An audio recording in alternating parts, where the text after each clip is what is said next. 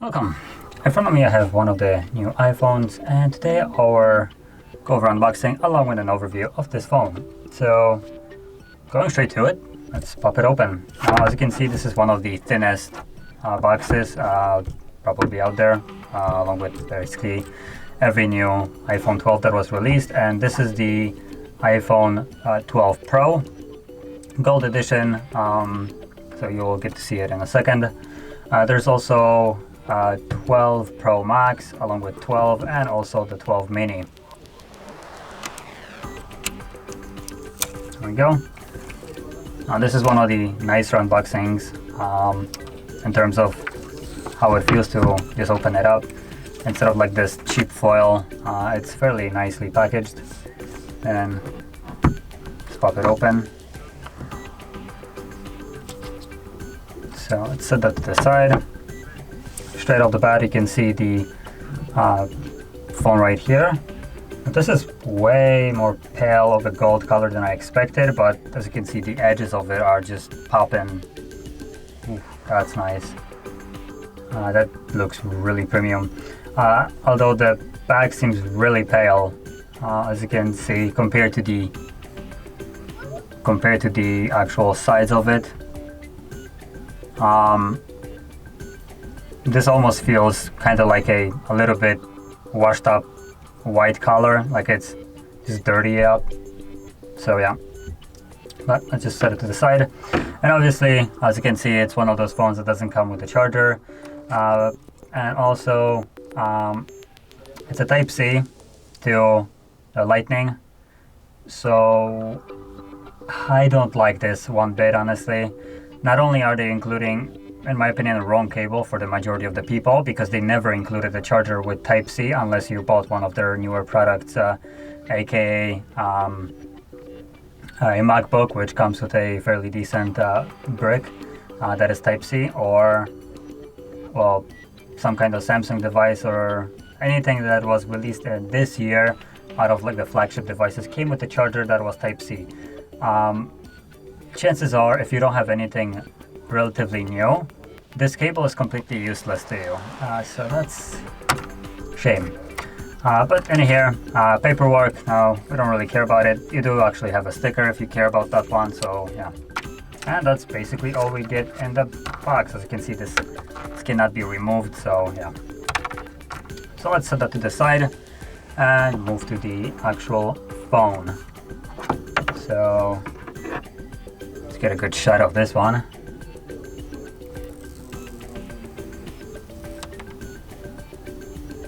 So just put that to the side. And let's power it on. This is the power key. There we go. There's some weird flickering on the camera, but this isn't actually happening to me. This is just I believe the camera refresh rate, which is picking up on the phone, which doesn't really look that great, but bear with me. So straight off, we're presented with this relatively nice display in terms of how it looks like, the bezels and stuff. Now, I am not the greatest fan of the notch right here, and for some reason Apple still retains it. I guess if you spend enough money on a Face ID, you're probably going to want to keep it around, even though the tech and the idea of it already is outdated. So let's quickly go through the setup process.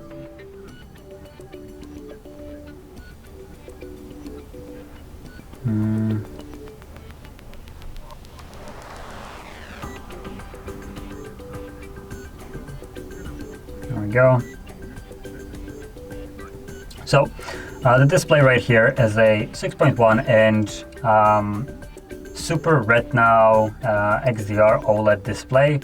So this is one of the more premium experiences you can have on a phone. Now, I don't think this is any kind of higher refresh rate display, so that's a little bit of a shame here. So it's going to be, I believe, 60 frames per second display. So honestly, that kind of feels bad for a device that comes around 1,000 euros. Now let's just choose a network right here.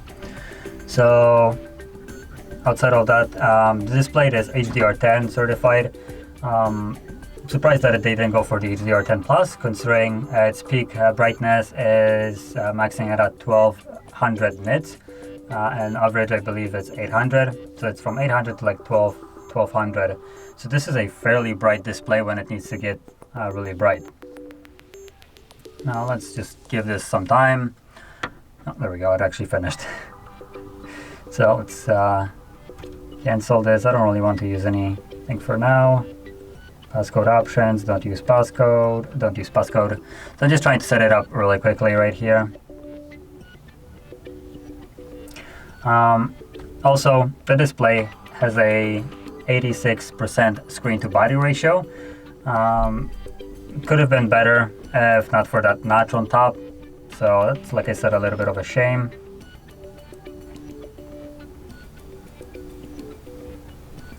And also it has a 460 pixels per inch, so it is a fairly dense display. Let's disable location, whatever. So yeah, that is due to the fact that this device comes at a resolution of 1170 by 2532. So it is a little bit over 1080p, not by much, but still a little bit better than 1080p. And because of that, the display is fairly dense, and also it isn't one of the super big displays. It's 6.1, so like I said, so it's not as huge as some other devices go for, like 6.5, 6.6, approaching almost 7 inches. So this is a little bit on a more reasonable size of a phone. And now, obviously, once you set it up, this is a typical iOS experience. If you used an iPhone before, you're most likely used to how it looks like and performs. So I won't be really touching upon that one because it would be just redundant. What I will be touching upon is, for instance, things like the camera. So we have a triple camera setup on the back. If I flip it over, you can see it. Now this comes with a basically a little bit of a bump. It's not as obnoxious as I would have expected it to be. On the first look, it looks like it's going to be bigger because you have a notch around, like a bump, and then bump on the camera itself, but those are just like millimeters. So it is reasonable, I would say. And as you can, well, maybe not see, it comes with triple camera setup and along with the time of flight sensor. And all of those cameras are 12 megapixels, so you have 12 megapixel wide, telephoto, and ultra wide, along with, like I said, the time of flight 3D LiDAR sensor. So that is for the depth and just perception, along with like measuring, along with their some of their functions that they have. For instance, I believe like with emoji and measuring stuff. So it's a fairly nice addition, honestly. And with those cameras, you can obviously shoot at 4K, 24, 30, 60. And then when you drop it to 1080p, you can make a slow-mo footage of 120 along with 240, and obviously that 30 and 60 as well. Now, I just pop open the camera and just get my little trusty plant right here and see how it looks like. So, a quick take video. We don't really care about the video for now. So, move it a little bit closer. Now, sorry if this isn't very visible. I'm gonna show the photos in a second.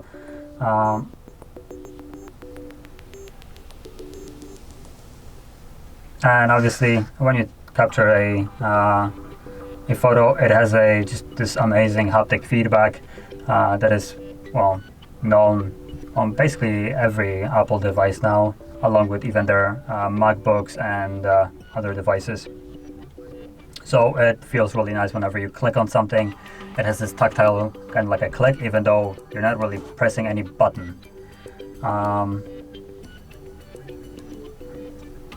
So let's actually take a video right here so you can see It's gonna be the video, and right now it's set to HD. This is 4K, and besides that you have the frame rate. Oh, if you can see it. So HD, 30, 60, 4K, 30, 24, 60. So you can push the frame rate here really nicely. And let's see also the focusing.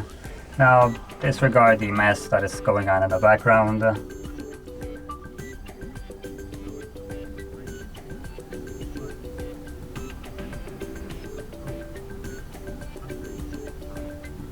So the focusing on here looks really nice. Let's get it. So you can already see this recording super smooth. Obviously it's 60 frames, and just the focusing on here looks really nice. So it does it super smoothly. Goes through it, focuses on. It's not like a snap. It's graded, and honestly, right here when it was going from right to left, it seamlessly moved the focus to the plant itself. So that looks really nice. Obviously, iPhones and overall Apple devices are really well known for their cameras. They're one of the better ones out there, especially when it comes down to skin color, skin tones, along with also HDR capabilities. Now, in terms of actual accuracy and stuff like that, there are basically 3 contenders to it, or 2. Samsung is also one of the top ones, and Huawei, but we don't talk about Huawei now. Obviously, Huawei might have really good cameras, but they lack in a lot of other aspects. So when it comes down to it, I guess Samsung is the only contender here. And when it comes down to it, they both capture some of the most amazing photos. And when it comes down to it, it's more of a personal preference of what kind of color reproduction you prefer. They both differ. I believe iPhone has a little bit of a more warmer tone to their photos, while Samsung keeps it a little bit more saturated, I think, along with, well, a little bit more on the bluish side. So like I said, it's a matter of preferences at that point when it comes down to cameras. And honestly, for the 12 megapixel sensors that they have here, which seem honestly unimpressive, to be honest. A lot of photos push 64, even further, 120 megapixels. Here you get basically a tenth of that, and it doesn't seem like it's lacking. They captured really good, amazing photos. So in terms of that, you can really see that when you know what you're doing with the hardware, you can push it further than just the megapixels, and iPhone is, well, a proof of that. Now, moving out of the back sensors, at the front we have one camera, or selfie, which I can't really capture it. You can barely see that circle right there. That's the selfie camera right there. But there's also a sensor in here, so we have a SL 3D depth or biometric sensor.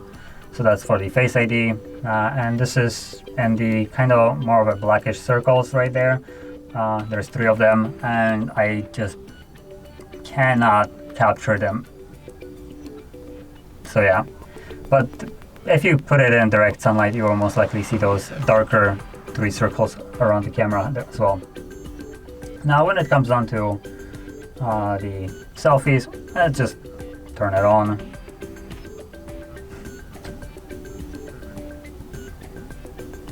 I'm gonna also turn off the light, just so give me a sec. I wanna see how it will perform when lighting isn't necessarily the best here.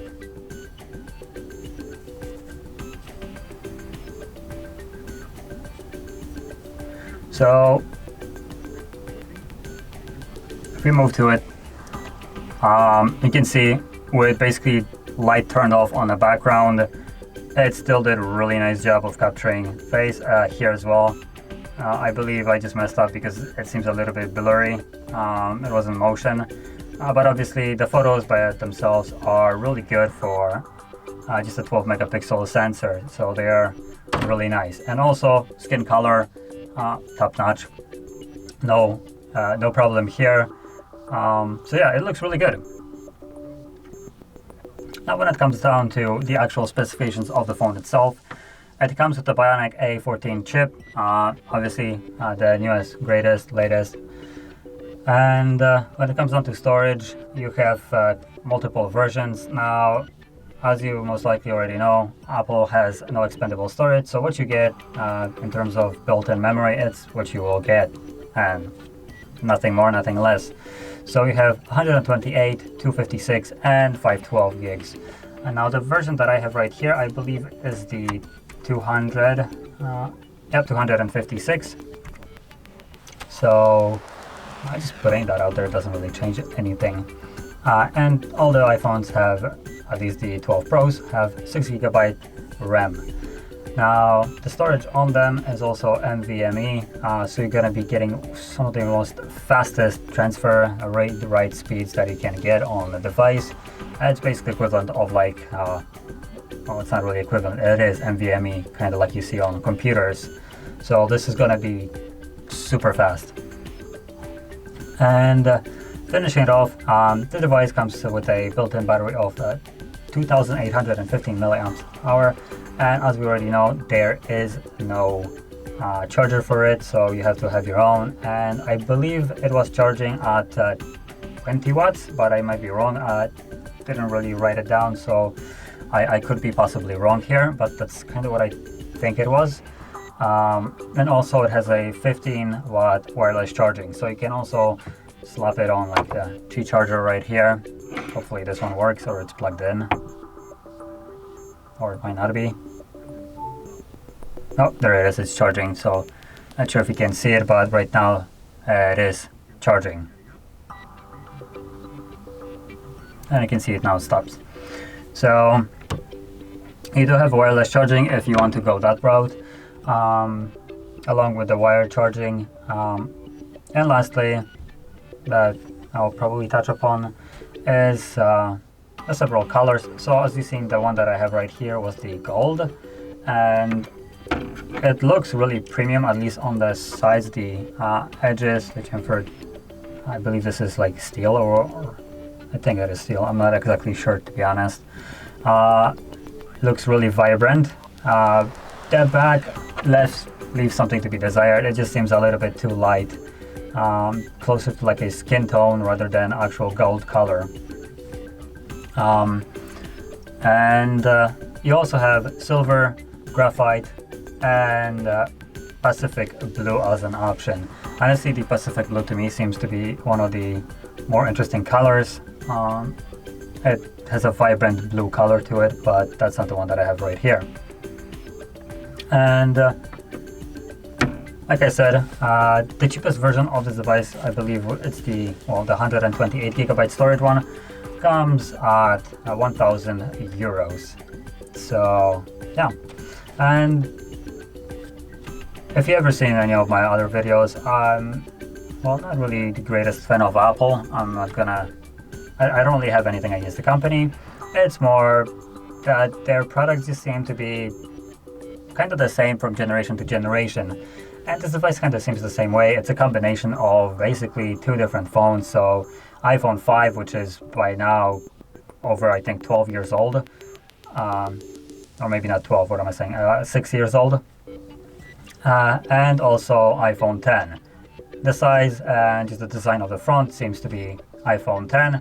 Well, the overall back and the frame seems to be like an iPhone 5S or 5.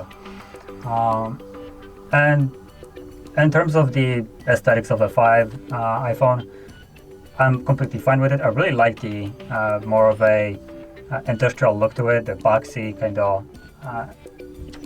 those edges being really visible, really defined. But in terms of iPhone 10, I would really like to get rid of this notch. If Apple would get rid of this notch, this device would look just top notch. And it's just my personal taste. I don't like notches, especially if you have different options of doing it. it would obviously require probably a under-display fingerprint sensor. There is none here. You don't have any kind of fingerprint sensor. iPhone obviously relies solely on the Face ID, which is also the reason why they still have this obnoxiously big notch there. But that is kind of my personal taste in here, which to me, the notch here has no place. And that being said, the device itself looks really nice. Obviously, it's going to be one of the fastest devices here, and also the cameras are really nice. Even though they're 12 megapixel, they do far greater job than some 64 or 120 megapixel sensors here. So it's more to be left to actually how you program your camera instead of what kind of sensor you drop into it, like I said before. And honestly, I personally really like the iPhone. This one, I probably would prefer the mini one because I just would want to have something smaller. But mini one follows basically the same aesthetics as this one. It's just smaller. And apart from that, the price seems to be kind of, well, normal, I would say. 1,000 euros. It's basically what every flagship costs, so no real problem here. Although I would really like to see companies not try to push it further with their, for instance, Pro Max or S whatever Ultra, if you know what I mean, because 2 years ago the highest price range was 1,000. Now it's basically 1,200, and that will be also the case for the 12 Max, along with other companies. So it's not really Apple kind of thing. It's more of just the industry trying to push higher price tags on devices and just kind of moving away from the, for instance, in this case would have been Pro or S, whatever, would have been the top of the shelf. Now it's not the case anymore. But other than that, the device works amazingly, obviously, and not much more to say. So it is a nice device. The only also downside that I will mention is just the lack of a charger. Now, we all know that Apple decided to drop the chargers. Their excuse is to save the environment. We save the environment by including chargers sold separately, and that doesn't really seem like such a true statement once you realize that they're selling the chargers separately, and the cable that they include is kind of useless if you have an older device that still came with the charger. So yeah, now that I got that elephant out of the way, I can finish up by saying if you're looking for a device and you're already in the Apple ecosystem, well then there is not really anything that I need to say to you. You most likely already probably have that device. But when it comes down to any kind of other person, if you're upgrading your Android device and you're debating on this phone or not, that is then actually dependent. Apple, in my opinion, works way better when it is in its own ecosystem. So over the time, you basically will get more and more Apple products once you basically accumulate them. Things like Apple MacBooks and stuff like that. But they all cooperate with each other. AirPods, for instance. So that is, well, kind of the benefit of the product here. But if you're not in the ecosystem, it is kind of a little bit hard to recommend. You'll be losing a little bit of that usability of the device, along with losing some of the other usability that we would have from an Android, and also forcing yourself into specific services along with a couple additional not very convenient features. But still, if you like the design and you want to buy this device, then there's not much I can say. It is a good device. So yeah. And that being said, if you found this video helpful, enjoyed it, hit that like button, subscribe, and thanks for watching.